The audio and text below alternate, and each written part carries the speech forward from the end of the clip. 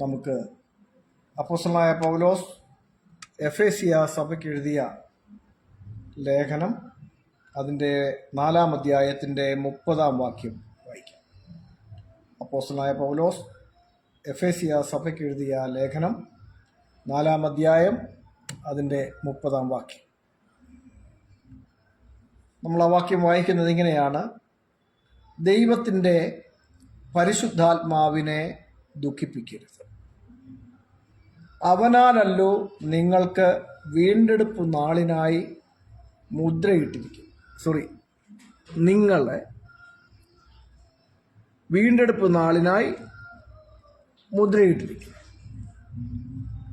അപ്പോൾ ഈ വചനത്തിൽ നമ്മൾ കാണുന്നത് ദൈവത്തിൻ്റെ പരിശുദ്ധാത്മാവിനെ ദുഃഖിപ്പിക്കരുത്. നമ്മൾ വായിക്കുമ്പോൾ അവിടെ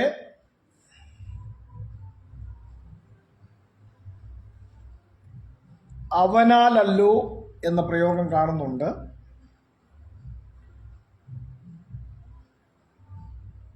ഇത് സത്യവേദ പുസ്തക പരിഭാഷയാണ്. നമ്മൾ ഈ ഭാഗം മറ്റു ചില പരിഭാഷകളിലേക്ക് പരിശോധിച്ചാൽ, ഉദാഹരണത്തിന് കത്തോലിക്ക സഭയുടെ പരിഭാഷയായ POC പരിഭാഷ നമ്മളെടുത്താൽ അതിൽ നമുക്ക് ഈ അവൻ എന്നുള്ള പ്രയോഗമൊന്നുമില്ല. ഇനി അവൻ എന്ന പ്രയോഗത്തോടല്ല നമ്മുടെ വിഷയം അതല്ല. പരിശുദ്ധാത്മാവിനെ കുറിച്ചുള്ള അറിവാണ് നമ്മുടെ പ്രധാന വിഷയം. POC ബൈബിളിൽ നമ്മൾ വായിക്കുന്നത്, രക്ഷയുടെ ദിനത്തിനു വേണ്ടി നിങ്ങളെ മുദ്രിതരാക്കിയ ദൈവത്തിൻ്റെ പരിശുദ്ധാത്മാവിനെ വേദനിപ്പിക്കരുത് എന്നാണ് കാണുന്നത്. അപ്പോൾ ദൈവത്തിൻ്റെ പരിശുദ്ധാത്മാവിനെ കുറിച്ച് ഉള്ള അറിവ് നമ്മളെ സംബന്ധിച്ച് വളരെ പ്രാധാന്യമർഹിക്കുന്ന ഒന്നാണ്. ദൈവത്തിൻ്റെ പരിശുദ്ധാത്മാവിനെ കുറിച്ച് ബൈബിളിൽ നമ്മൾ പരിശോധിക്കുമ്പോൾ പുതിയ നിയമ പുസ്തകങ്ങളിൽ മാത്രമല്ല നമ്മളത് കാണുന്നത് എന്നുള്ളത് പ്രത്യേകം ശ്രദ്ധിക്കണം.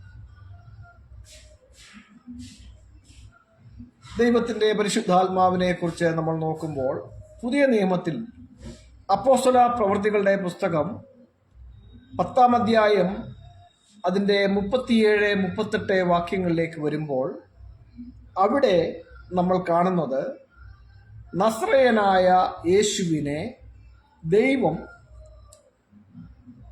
അഭിഷേകം ചെയ്യുന്നതിനായി ഉപയോഗിച്ചിരിക്കുന്ന 2 കാര്യങ്ങളെ എടുത്തു പറയുന്നു. അപ്പോസ്തല പ്രവൃത്തി 10-ാം അധ്യായം 37-38 വാക്യങ്ങളിലേക്ക് നമ്മൾ വരുമ്പോൾ അവിടെ നമ്മൾ കാണുന്നത് 38-ാം വാക്യത്തിൽ കാണുന്നത്, നമ്മൾ വായിക്കുന്നത് ഇങ്ങനെയാണ്: നസ്രയനായ യേശുവിനെ ദൈവം പരിശുദ്ധാത്മാവിനാലും ശക്തിയാലും അഭിഷേകം ചെയ്തതും ദൈവം അവനോട് കൂടെ ഇരുന്നത് കൊണ്ട് അവൻ നന്മ ചെയ്യുകയും പിശാചു ബാധിച്ചവരെയൊക്കെയും സൗഖ്യമാക്കിയും കൊണ്ട് സഞ്ചരിച്ചതായ വിധം നിങ്ങൾ അറിയുന്നുവല്ലോ, അല്ലെങ്കിൽ ആ വിവരം നിങ്ങൾ അറിയുന്നുവല്ലോ എന്നാണ് നമ്മൾ അവിടെ വായിക്കുന്നത്. അപ്പോൾ ദൈവത്തിൻ്റെ പരിശുദ്ധാത്മാവിനെ കുറിച്ച് ബൈബിളിൽ പറഞ്ഞിരിക്കുന്ന കാര്യങ്ങൾ നമ്മൾ ഏകീകരിച്ച് പരിശോധിക്കുകയും പഠിക്കുകയും ചെയ്യുന്നതിലൂടെയാണ് നമുക്ക് ഈ കാര്യങ്ങളിൽ വ്യക്തതയുണ്ടാകുന്നത്. പരിശുദ്ധാത്മാവ് എന്നത് ദൈവത്തിൻ്റെ ആത്മാവാണ് എന്ന് നമ്മളെ പഠിപ്പിക്കുന്ന ചില വചനഭാഗങ്ങളുണ്ട്. മത്തായി എഴുതിയ സുവിശേഷം 3-ാം അധ്യായത്തിൻ്റെ 16-ാം വാക്യം നമ്മൾ വായിക്കുമ്പോൾ അവിടെ നമ്മൾ കാണുന്നത്, യേശു സ്നാനമേറ്റ ശേഷം വെള്ളത്തിൽ നിന്ന് കയറി പ്രാർത്ഥിക്കുമ്പോൾ അവിടെ സ്വർഗം തുറന്നു, ദൈവാത്മാവ് പ്രാവെന്ന പോലെ ഇറങ്ങി തൻ്റെ മേൽ വരുന്നത് അവൻ കണ്ടു.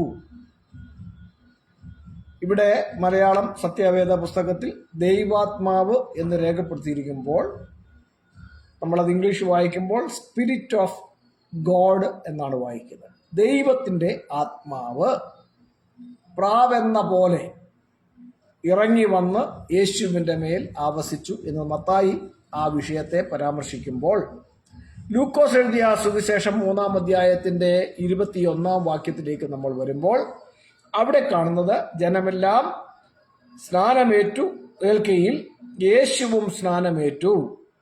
പ്രാർത്ഥിക്കുമ്പോൾ സ്വർഗം തുറന്നു, പരിശുദ്ധാത്മാവ് ദേഹരൂപത്തിൽ പ്രാവ് എന്ന പോലെ അവന്റെ മേൽ ഇറങ്ങി വന്നു.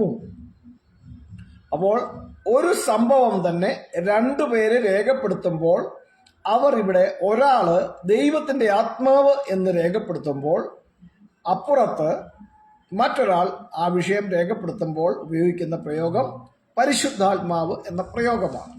അപ്പോൾ പരിശുദ്ധാത്മാവിനെ കുറിച്ച് വിശുദ്ധ തിരുവെഴുത്തിൽ നമ്മൾ നോക്കുമ്പോൾ നമുക്ക് അൾട്ടിമേറ്റ് ആയിട്ട് മനസ്സിലാക്കുവാൻ കഴിയുന്നത് ദൈവത്തിന്റെ ആത്മാവാണ് എന്നുള്ളതാണ്. പൗലോസ്ലീഹ നമ്മൾ വായിച്ചതായ വാക്യഭാഗത്ത് നടത്തുന്ന പരാമർശമോ ദൈവത്തിന്റെ പരിശുദ്ധാത്മാവിനെ ദുഃഖിപ്പിക്കരുത് എന്നാണ് കാണുന്നത്. അല്ലെങ്കിൽ ദൈവത്തിന്റെ പരിശുദ്ധാത്മാവിനെ നിങ്ങൾ വേദനിപ്പിക്കരുത് എന്നാണ് കാണുന്നത്. പരിശുദ്ധാത്മാവിനെ കുറിച്ച് നമ്മൾ പഴയ നിയമത്തിലേക്ക് പോയി പരിശോധിക്കുമ്പോൾ സങ്കീർത്തനങ്ങളിൽ നമ്മൾ കാണുന്നത്, സങ്കീർത്തനങ്ങൾ 51-ലാണ്. 51-ൽ നമ്മൾ കാണുന്നത് 51-ാം സങ്കീർത്തനത്തിൽ നമ്മൾ കാണുന്ന ഭാഗം അതിന്റെ 10-ാം വാക്യത്തിൽ ദാവീദ് ദൈവത്തോട് അപേക്ഷിക്കുന്ന ഒരു ഭാഗമാണ്. എന്താണ് സങ്കീർത്തനങ്ങൾ 51-ന്റെ 10-ൽ ദാവീദ് പ്രാർത്ഥിക്കുന്നത്? ദൈവമേ, നിർമ്മലമായ ഒരു ഹൃദയം എന്നിൽ സൃഷ്ടിച്ച് സ്ഥിരമായ ഒരു ആത്മാവിനെ എന്നിൽ പുതുക്കേണമേ. ആത്മാവിന്റെ ഒരു പുതുക്കത്തിന് വേണ്ടി ദാവീദ് പ്രാർത്ഥിക്കുന്നത് കാണാം. നിർമ്മലമായ ഒരു ഹൃദയം എന്നിൽ സൃഷ്ടിച്ച് സ്ഥിരമായ ഒരാത്മാവിനെ എന്നിൽ പുതുക്കേണമേ. അതുകൊണ്ട് തീർന്നില്ല, തൊട്ടടുത്ത ലൈനിൽ താൻ പ്രാർത്ഥിക്കുന്നത് എന്താണെന്നറിയാമോ? നിന്റെ പരിശുദ്ധ ആത്മാവിനെ എന്നിൽ നിന്ന് എടുക്കുകയുമരുത്.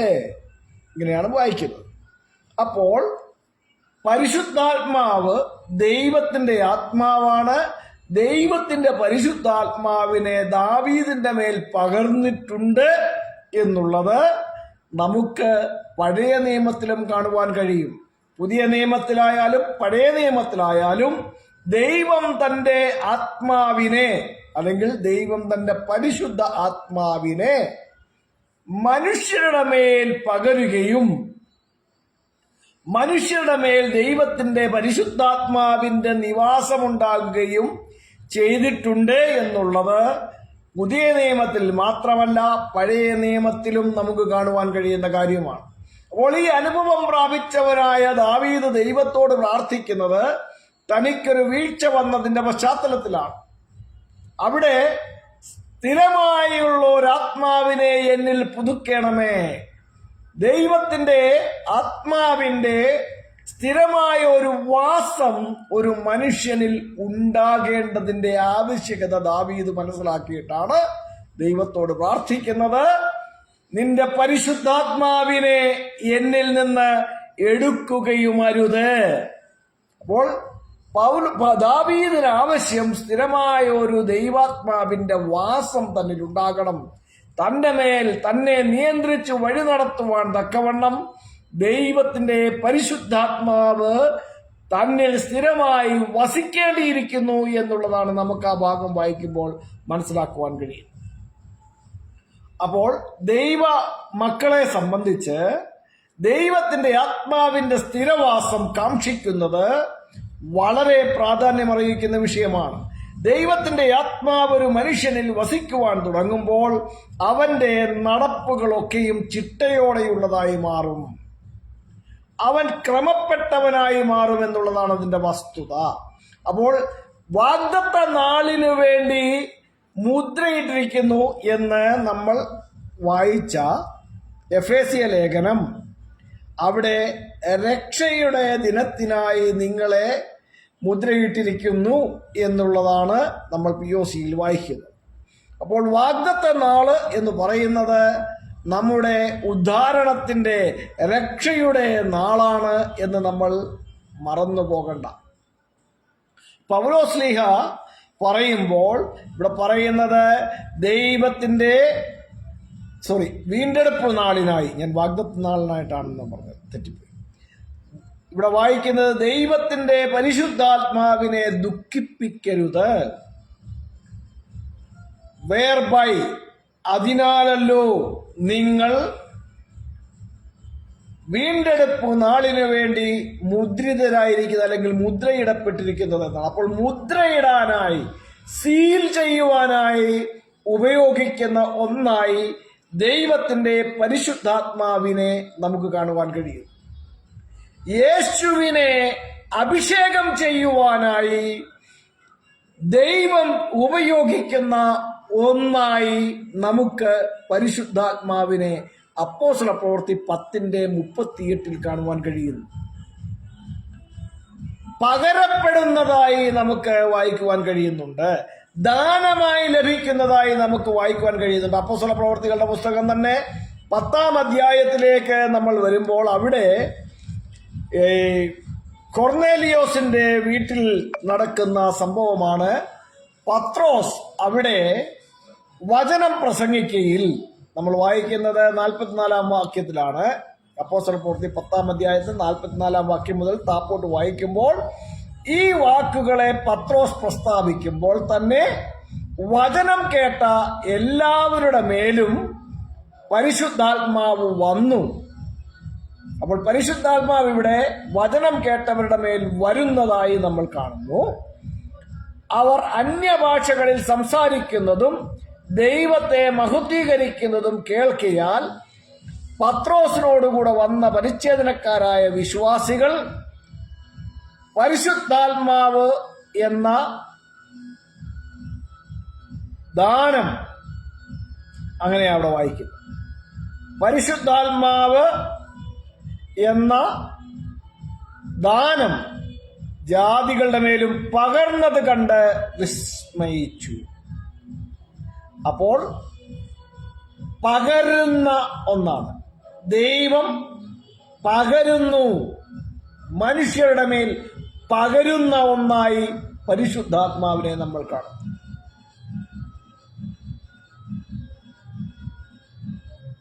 അപ്പോൾ വീണ്ടും താഴോട്ട് വരുമ്പോൾ അവിടെ വായിക്കുന്നത്, നമ്മെ പോലെ പരിശുദ്ധാത്മാവ് ലഭിച്ച ഇവരെ സ്നാനം കഴിപ്പിച്ചു കൂടാതെ വണ്ണം വെള്ളം വിലക്കുവാൻ ആർക്കു കഴിയുമെന്ന് പത്രോസ് കൂടെ വന്നവരോട് പറഞ്ഞതായിട്ടാണ് നമ്മൾ ഇതര പരിഭാഷകളിൽ കാണുന്നത്.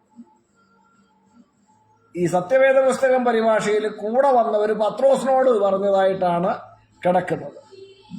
പക്ഷേ നമ്മൾ ഇതര പരിഭാഷകൾ എടുത്താൽ പത്രോസ് കൂടെ വന്നവരോട് പറഞ്ഞു എന്നാണ് കാണുന്നത്. നമ്മെ പോലെ പരിശുദ്ധാത്മാവ് ലഭിച്ച ഇവരെ സ്നാനം കഴിപ്പിച്ചു കൂടാതെ വണ്ണം വെള്ളം വിലക്കുവാൻ ആർക്ക് കഴിയുമെന്ന് പറഞ്ഞത് ശിമോൻ പത്രോസാണ്. അത് കൂടെ വന്ന പരിച്ഛേദനക്കാരായവരോടാണ്. സത്യവേദ പുസ്തകത്തിൽ നേരെ തിരിച്ചാണ്. POC ബൈബിൾ എടുത്ത് നമ്മുടെ വിശുദ്ധ ഗ്രന്ഥം എന്ന് പറഞ്ഞൊരു പരിഭാഷയുണ്ട്. കുറച്ചുകൂടി നല്ല രീതിയിൽ ആ ഭാഗം പരിഭാഷപ്പെടുത്തിയിരിക്കുന്നത് നമുക്ക് കാണാൻ കഴിയും. വിശുദ്ധ ഗ്രന്ഥം എന്ന് പറയുന്ന ഒരു മലയാളം പരിഭാഷയുണ്ട്. അതുപോലെ നമ്മൾ ഇംഗ്ലീഷ് എടുത്ത് നോക്കിക്കഴിഞ്ഞാലും പത്രോസ് കൂടെ വന്നവരോട് പറഞ്ഞതായിട്ടാണ് ആ ഭാഗം കിടക്കുന്നത്. എന്നാൽ സത്യവേദ പുസ്തകത്തിൽ നേരെ തിരിച്ചാണ്, കൂടെ വന്നവർ പത്രോസിനോട് പറഞ്ഞതായിട്ടാണ് അവിടെ കിടക്കുന്നത്. ഓക്കെ, അപ്പോൾ ഇതിൽ ശരി എന്ന് പറയുന്നത് പത്രോസ് കൂടെ വന്നവരോട് ചോദിച്ചതായിട്ടാണ്. ഓക്കെ, അപ്പോൾ വീണ്ടും നമ്മൾ നോക്കുമ്പോൾ പരിശുദ്ധാത്മാവിനെ കുറിച്ചുള്ള പഠനം, അത് നമ്മളെ എത്തിച്ചു കൊണ്ടുവരുന്ന ഭാഗങ്ങളൊക്കെ നമ്മൾ ശ്രദ്ധിക്കണം.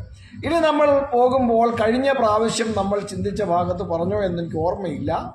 യോഹന്നാന്റെ സുവിശേഷം 14-ാം അധ്യായത്തിൽ യേശുക്രിസ്തു തൻ്റെ ശിഷ്യർക്ക് അവരോട് കൂടെ ഇരിക്കേണ്ടതിനായി അയക്കുവാനായി പിതാവിനോട് അപേക്ഷിക്കുന്ന ഒരു കാര്യസ്ഥനെ കുറിച്ച് പറയുന്നതായി നമുക്ക് കാണുവാൻ കഴിയും. ആ കാര്യസ്ഥനെ കുറിച്ച് പറയുന്നത് പരിശുദ്ധാത്മാവ് എന്ന കാര്യസ്ഥനെന്ന് അതിൻ്റെ 26-ാം വാക്യത്തിൽ എടുത്തു പറഞ്ഞിട്ട് നമുക്ക് കാണാൻ കഴിയും. അപ്പോൾ യോഹന്നാന്റെ സുവിശേഷം 14-ാം അധ്യായത്തിന്റെ 16-ാം വാക്യം, 26-ാം വാക്യം, ഇതൊക്കെ നമുക്ക് ആ കാര്യത്തിൽ വ്യക്തത വരുത്തുന്നുണ്ട്. അപ്പോൾ ഈ പറഞ്ഞ വാഗ്ദത്ത പ്രകാരം ദൈവം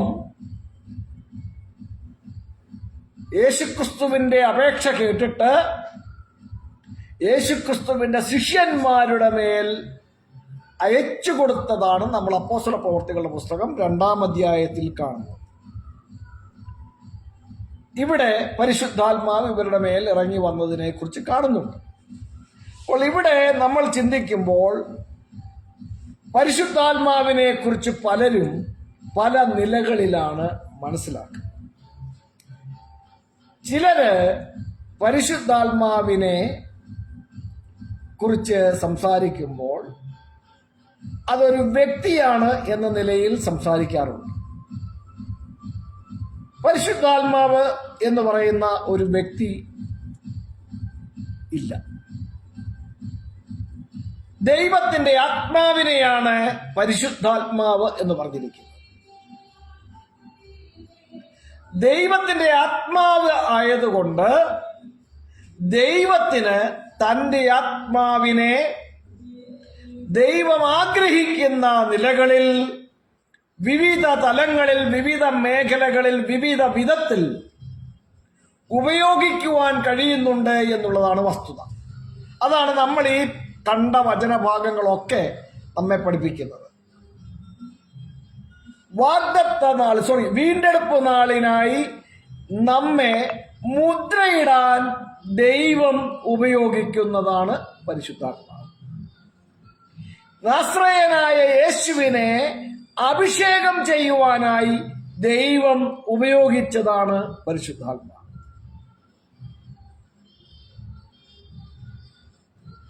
യേശുവിന്റെ അപേക്ഷ പ്രകാരം ശിഷ്യരുടെ മേൽ അവരോട് കൂടെ വസിക്കേണ്ടതിനായിട്ട് ദൈവം അയച്ചതാണ് പരിശുദ്ധാത്മാവ്.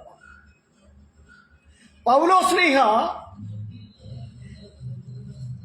കൊരിന്ത സഭയ്ക്ക് എഴുതിയ ലേഖനം, 2-ാം ലേഖനം അവസാനിപ്പിക്കുമ്പോൾ അവിടെ കർത്താവായ യേശുക്രിസ്തുവിന്റെ കൃപയും ദൈവത്തിന്റെ സ്നേഹവും പരിശുദ്ധാത്മാവിന്റെ കൂട്ടായ്മയും നിങ്ങളെല്ലാവരോടും കൂടെ ഇരിക്കട്ടെ എന്ന് പറഞ്ഞാണ് കൺക്ലൂഡ് ചെയ്യുന്നത്. അപ്പോൾ ദൈവസഭയോടുള്ള ബന്ധത്തിൽ കൂട്ടായ്മയ്ക്കായി ദൈവത്താൽ നിയോഗിതമാകുന്ന ദൈവത്തിന്റെ ആത്മാവിന്റെ കാര്യമാണ് പരിശുദ്ധാത്മാവ് എന്ന് പറഞ്ഞിരിക്കുന്നത് എന്ന് നമുക്ക് മനസ്സിലാക്കാൻ കഴിയും. അപ്പോൾ എന്താണ് നമ്മൾ ഇതിൽ നിന്നൊക്കെ കൺക്ലൂഡ് ചെയ്ത് മനസ്സിലാക്കുവാൻ കഴിയും? ദൈവത്തിന്റെ ആത്മാവ് എന്ന് പറഞ്ഞിട്ട് ഒരു വ്യക്തിയില്ല, മറിച്ച് അത് ദൈവത്തിന്റെ ആത്മാവാണ് എന്ന് മാത്രമേ നമുക്ക് പറയാൻ കഴിയൂ. അത് ദൈവം തന്റെ പദ്ധതികളോടുള്ള ബന്ധത്തിൽ വിവിധ നിലകളിൽ ഉപയോഗിക്കുന്നുണ്ട് എന്നുള്ളതാണ്. ദൈവത്താൽ ഉപയോഗിക്കപ്പെടുകയാണ് ചെയ്യുന്നത്. ഞാൻ ചില താർക്കികന്മാരോട് ചോദിക്കാറുള്ള ചോദ്യമാണ്, ഈ പരിശുദ്ധാത്മാവ് ഒരു വ്യക്തിയാണെങ്കിൽ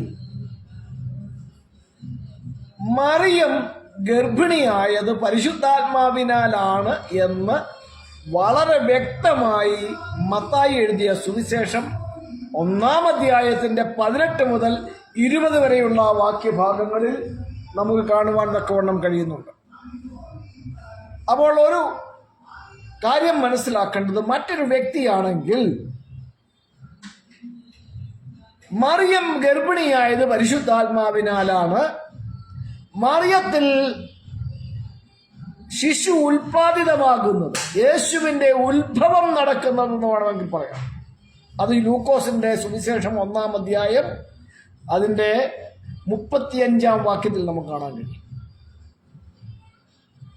അപ്പോൾ മറിയം ഗർഭിണിയായത് പരിശുദ്ധാത്മാവിനാലാണെന്നുള്ളത് വളരെ കൃത്യമായിട്ട് അവിടെ പറഞ്ഞിരിക്കുകയാണ്. 18 മുതൽ, മത്തായി 1:18 മുതൽ 20 വരെയുള്ള വാക്യങ്ങളിൽ ഈ കാര്യം വളരെ വെടിപ്പായി പറഞ്ഞിട്ടുണ്ട്. ദൈവത്തിന്റെ ദൂതൻ വന്ന് യോസഫിനോട് പറയുന്നത്, ദാവീദിന്റെ മകനായ യോസഫേ, നിന്റെ ഭാര്യയായ മറിയയെ ചേർത്തുകൊള്ളുവാൻ ശങ്കിക്കേണ്ട, അവളിൽ ഉൽപാദിതമായിരിക്കുന്നത് പരിശുദ്ധാത്മാവിനാലാണ്. അപ്പോൾ മറിയത്തിൽ പുത്രോത്പാദനം നടക്കുന്നത് പരിശുദ്ധാത്മാവിനാലാണ്. അപ്പോൾ ഇത് വേറൊരു വ്യക്തിയാണെങ്കിൽ മറിയം പ്രസവിക്കുന്ന കുട്ടിയുടെ പിതാവ് ആ വ്യക്തിയാകണമെന്നുള്ളത് സിമ്പിൾ ലോജിക്കാണ്. ഞാൻ അനാവശ്യമൊന്നും പറയുന്നതല്ല, ബൈബിളിൽ പറഞ്ഞിരിക്കുന്ന കാര്യങ്ങളാണ്. നിങ്ങൾ ജഡീകമായി ചിന്തിക്കുന്നതൊക്കെ ഈ വൈകാരികമായിട്ടൊന്നും ഇവിടെ ഈ വിഷയത്തിൽ ആരും പ്രതികരിച്ചിട്ടൊന്നും ഒരു കാര്യവുമില്ല. ബൈബിളിൽ വെടിപ്പായി പറയുന്നു, അവളിൽ ഉൽപാദിതമായിരിക്കുന്നത് പരിശുദ്ധാത്മാവിനാലാകുന്നു എന്ന് യോസഫിനോട് ദൈവത്തിന്റെ ദൂതൻ വന്ന് പറഞ്ഞു കൊടുത്തിരിക്കുന്നത് നമുക്ക് കാണാൻ കഴിയുന്നു. അപ്പോൾ മറിയത്തിൽ എന്താണ് ഉൽപാദനം നടന്നത്? യേശുവിന്റെ ഉൽപാദനം മറിയത്തിൽ നടക്കുന്നതിനെ കുറിച്ചാണ് അവിടെ പറഞ്ഞത്. ഞാൻ എഴുതിയതല്ല, മത്തായി എന്ന ശിഷ്യൻ എഴുതിയതാണ്. ലൂക്കോസിന്റെ സുവിശേഷം 1-ാം അധ്യായത്തിന്റെ 35-ാം വാക്യത്തിലേക്ക് നമ്മൾ വരുമ്പോൾ അവിടെ നമ്മൾ കാണുന്നത്, മറിയം ദൂതനോട് ചോദിക്കുന്നു, ഞാനൊരു പുരുഷനെ അറിയായികയാൽ എനിക്കിതെങ്ങനെ സംഭവിക്കും, ഈ പറയുന്നതൊക്കെ എങ്ങനെ സംഭവിക്കും എന്ന് ചോദിക്കുമ്പോൾ ദൂതൻ മറിയത്തോട് പറയുന്നത്, പരിശുദ്ധാത്മാവ് നിന്റെ മേൽ വരും. അങ്ങനെ എന്താ സംഭവിക്കുമെന്നാ? അത്യുന്നതന്റെ ശക്തി നിന്റെ മേൽ നിഴലിടും. അപ്പൊ പരിശുദ്ധാത്മാവ് മറിയത്തിന്റെ മേൽ വന്നപ്പം മറിയത്തിന്റെ മേൽ നിഴലിട്ടത് ആരുടെ ശക്തിയാ? അത്യുന്നതന്റെ ശക്തി മറിയത്തിന്റെ മേൽ നിഴലിട്ടു. എന്തുകൊണ്ടാണ് അത്യുന്നതന്റെ ശക്തി നിഴലിട്ടത്? കാരണം ദൈവത്തിന്റെ ആത്മാവാണ് വന്നത്. ദൈവത്തിന്റെ ആത്മാവാണ് പരിശുദ്ധാത്മാവ്. ദൈവത്തിന്റെ ആത്മാവ് മറിയത്തിന്റെ മേൽ വന്നപ്പോൾ അവിടെ വേറൊരു വ്യക്തിയുടെ ശക്തിയല്ല, അത്യുന്നതനായ ദൈവത്തിന്റെ ശക്തിയാണ് മറിയത്തിന്റെ മേൽ നിഴലിടുന്നത്. കാരണം അത് ദൈവത്തിന്റെ ആത്മാവാണ് പരിശുദ്ധാത്മാവ് എന്നതുകൊണ്ടാണ്. വേറൊരു വ്യക്തിയല്ല പരിശുദ്ധാത്മാവ്, ദൈവത്തിന്റെ ആത്മാവാണ് പരിശുദ്ധാത്മാവ്.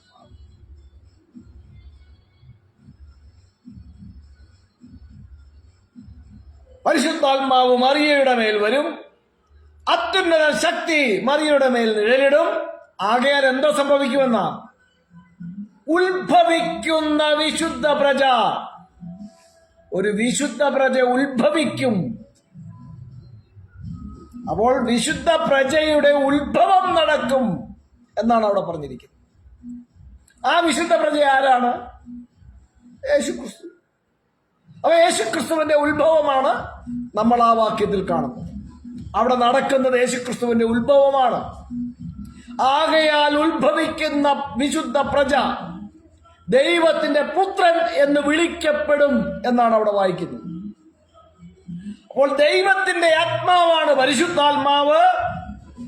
ദൈവത്തിന്റെ പരിശുദ്ധാത്മാവിനെ ദുഃഖിപ്പിക്കരുത് എന്നാണ് പൗലോസ്ലീഹ പഠിപ്പിക്കുന്നത്. കാരണം എന്താണ്?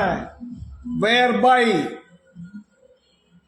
ആയതിനാലാണ് നിങ്ങൾ വീണ്ടെടുപ്പ് നാളിലേക്കായി മുദ്രയിടപ്പെട്ടിരിക്കുന്നത്. സോ ദൈവം നമ്മെ തനിക്ക് വേണ്ടി വേർതിരിച്ച് മുദ്രയിടുവാൻ, സീൽ ചെയ്യുവാനായിട്ട് ഉപയോഗിക്കുന്നത് തന്റെ ആത്മാവിനെയാണ്. ദൈവിക പദ്ധതികളുടെ പൂർത്തീകരണത്തിനായി ദൈവം ഉപയോഗിക്കുന്നത് തന്റെ ആത്മാവിനെയാണ്. യേശുവിനെ കൊണ്ട് ദൈവം പ്രവൃത്തികൾ ചെയ്യിപ്പിക്കുന്നതിനായി അഭിഷേകം ചെയ്യുന്നത് തന്റെ ആത്മാവിനാലാണ്. ദൈവത്തിന്റെ ആത്മാവാണ് പരിശുദ്ധാത്മാവ്.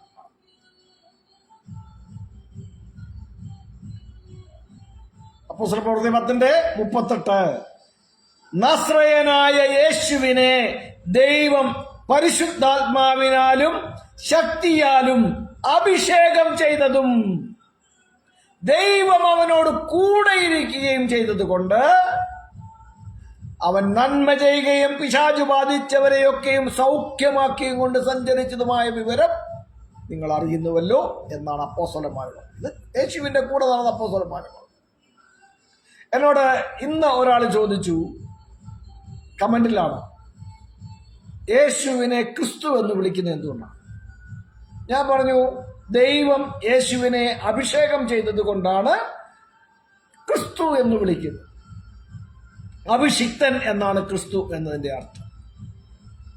അഭിഷേകം ചെയ്യപ്പെട്ടവൻ, അനോയിന്റഡ് വൺ, അതാണ് അതിനർത്ഥം. അപ്പോൾ യേശുവിനെ അഭിഷേകം ചെയ്യുവാൻ ദൈവം തന്റെ ആത്മാവിനെ ഉപയോഗിച്ചു. യേശുവിന്റെ ഉത്ഭവത്തിനായിട്ട് തന്റെ ആത്മാവിനെ ദൈവം അയച്ചു. യേശുവിനെ മറിയത്തിൽ ഉൽപാദിതമാക്കേണ്ടതിനായിട്ട് ദൈവം തന്റെ ആത്മാവിനെ അയച്ചു. ദൈവസഭയുടെ നടത്തിപ്പിനായി ദൈവം തന്റെ ആത്മാവിനെ ഉപയോഗിക്കുന്നു. പൗലോസ്ലീഹ പറയുമ്പോൾ ഞാൻ എടുത്തു വെച്ചൊരു വാക്യമുണ്ടായിരുന്നു. എന്താണ് പറയുന്നത്? എഫെസ്യ ലേഖനം 2-ാം അധ്യായത്തിന്റെ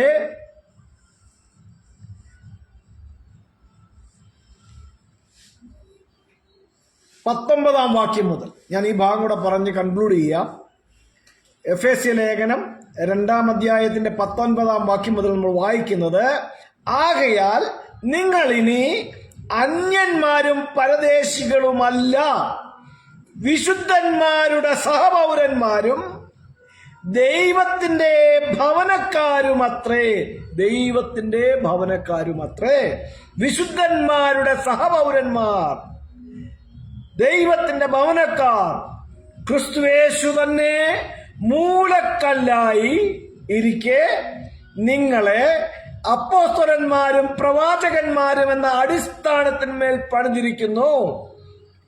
അവനിൽ, ആരിൽ? ക്രിസ്തുവിൽ കെട്ടിടം മുഴുവനും യുക്തമായി ചേർന്ന് കർത്താവിൽ വിശുദ്ധ മന്ദിരമാകേണ്ടതിന്, വിശുദ്ധ മന്ദിരമായി വളരുന്നു. അവനിൽ നിങ്ങളെയും ദൈവത്തിന്റെ നിവാസമാകേണ്ടതിന് ആത്മാവിനാൽ ഒന്നിച്ച് പണിതു വരുന്നു. അപ്പോൾ ദൈവത്തിന്റെ നിവാസത്തെ, അതാണ് സഭ എന്ന് പറയുന്നത്, ദൈവത്തിന്റെ നിവാസമാകേണ്ടതിന് ഒന്നിച്ചു പണിതു വരുന്നു. എങ്ങനെ പണിതു വരുന്നു എന്നാണ്? ഒന്നോട്, വിശ്വാസികളെ ഒരാളെ മറ്റൊരാളോട് ചേർത്ത്, ക്രിസ്തുവിനോട് ചേർത്ത് ഒന്നിച്ചു പണിതു കൊണ്ടുവരുന്നത് ദൈവത്തിന്റെ ആത്മാവിനാലാണ് എന്നാണ് പൗലോസ് ഇവിടെ പറയുന്നത്. വിശ്വാസികൾ പരസ്പരം സ്നേഹത്തിലും സൗഹാർദ്ദത്തിലും യോജിച്ച് ഒന്നായി ചേർക്കപ്പെട്ട് പണിതു വരുന്ന, വളർന്നു വരുന്ന ദൈവഭവനമാണ് ദൈവസഭ എന്ന് പറയുന്നത്. അങ്ങനെ പണിതുകൊണ്ടേയിരിക്കുകയാണ്. അതുകൊണ്ടാണ് കർത്താവായ യേശുക്രിസ്തു പറഞ്ഞത്, ഞാൻ എന്റെ സഭയെ പണിയുമെന്ന്. മനസ്സിലായോ? യേശുക്രിസ്തു സഭയെ പണിതുകൊണ്ടിരിക്കുകയാണ്. അത് ദൈവത്തിന്റെ ആത്മാവിനാലാണ് ഒന്നിച്ച് ചേർക്കപ്പെടുന്നത്, ഒന്നിച്ച് ചേർത്ത് പണിയപ്പെടുന്നത്. അപ്പോൾ ദൈവത്തിന്റെ ആത്മാവാണ് പരിശുദ്ധാത്മാവ്. ദൈവത്തിന്റെ ആത്മാവായ പരിശുദ്ധാത്മാവിനാൽ ദൈവീക പദ്ധതിയുടെ പൂർത്തീകരണമാണ് നടക്കുന്നത്. മനുഷ്യന്റെ ആത്മാവുമായിട്ട് ഇതിനെ കമ്പയർ ചെയ്യരുത് കേട്ടോ.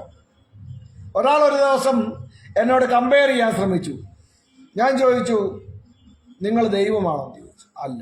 ഞാൻ പിന്നെ നിങ്ങൾ എന്തിനാണ് ദൈവത്തിന്റെ കാര്യത്തോട് മനുഷ്യനെ കമ്പയർ ചെയ്യുന്നത്? എനിക്ക് എന്റെ ആത്മാവിനെ അപ്പുറത്തെ മാർക്കറ്റ് വിട്ടിട്ട് കുറച്ച് പാല് വാങ്ങിച്ചുകൊണ്ട് വരാൻ പറയാൻ പറ്റുമോ? ഞാൻ എൻ്റെ വീട്ടിലിരിക്കുമ്പോൾ എൻ്റെ ആത്മാവിനെ പറഞ്ഞു വിട്ട് ഞാൻ അടുത്ത മാർക്കറ്റിൽ നിന്ന് കുറച്ച് പാല്, വീട്ടിൽ ചായ ഇടാൻ കുറച്ച് പാല് വാങ്ങിച്ചുകൊണ്ട് വരാൻ പറയാൻ പറ്റുമോ? അങ്ങനെ അയക്കാൻ പറ്റുമോ? ഇപ്പൊ ഞാനിവിടെ ഇരുന്നുകൊണ്ട് എൻ്റെ ഞാൻ വീട്ടിലിരിക്കുകയാണ്, എൻ്റെ ഭാര്യയുടെ കൂടെ ഷോപ്പിങ്ങിന് എൻ്റെ ദേഹി പറഞ്ഞു വിടാൻ പറ്റുമോ? അല്ലെങ്കിൽ എൻ്റെ ദേഹം പറഞ്ഞു വിടാൻ പറ്റുമോ? ദേഹി പറഞ്ഞു വിടാൻ പറ്റുമോ? മനുഷ്യനുമായി കമ്പയർ ചെയ്യാവുന്ന ഒന്നല്ല ദൈവം, ദൈവത്തിന്റെ ആത്മാവ്. അതുകൊണ്ട് മനുഷ്യനുമായി കമ്പയർ ചെയ്തല്ല ദൈവത്തെക്കുറിച്ച് അറിയുന്നത്. വിശുദ്ധ തിരുവെഴുത്തുകൾ ദൈവത്തെക്കുറിച്ച് എന്താണോ പറഞ്ഞിരിക്കുന്നത് അതിന്റെ ആധാരത്തിൽ വേണം നമ്മൾ ദൈവത്തെ അറിയുകയും ദൈവത്തെ മനസ്സിലാക്കുകയും ചെയ്യേണ്ടത്. മാനുഷികമായ സങ്കല്പങ്ങളിൽ കൂടി മനുഷ്യന് തോന്നിയതുപോലെ ദൈവത്തെ പടച്ചുണ്ടാക്കാൻ ശ്രമിക്കുന്നത് തികച്ചും അഭിലഷണീയമല്ല. എന്താണോ ദൈവം തന്റെ പുത്രനെ അയച്ചു പറഞ്ഞു തന്നത്, എന്താണോ പുത്രനിൽ നിന്നും പഠിച്ച് ശിഷ്യന്മാർ പഠിപ്പിച്ചത്, എന്താണോ തിരുവെഴുത്തുകളിൽ ദൈവത്തെക്കുറിച്ച് രേഖപ്പെടുത്തിയിരിക്കുന്നത്, അതിനപ്പുറത്തോട്ടോ ഇപ്പുറത്തോട്ടോ കൂട്ടുവാനോ കുറയ്ക്കുവാനോ ഒരുത്തർക്കും അവകാശമില്ല എന്ന് മനസ്സിലാക്കി നാം തിരുവെഴുത്തുകളോട് ചേർന്ന് നിൽക്കണം.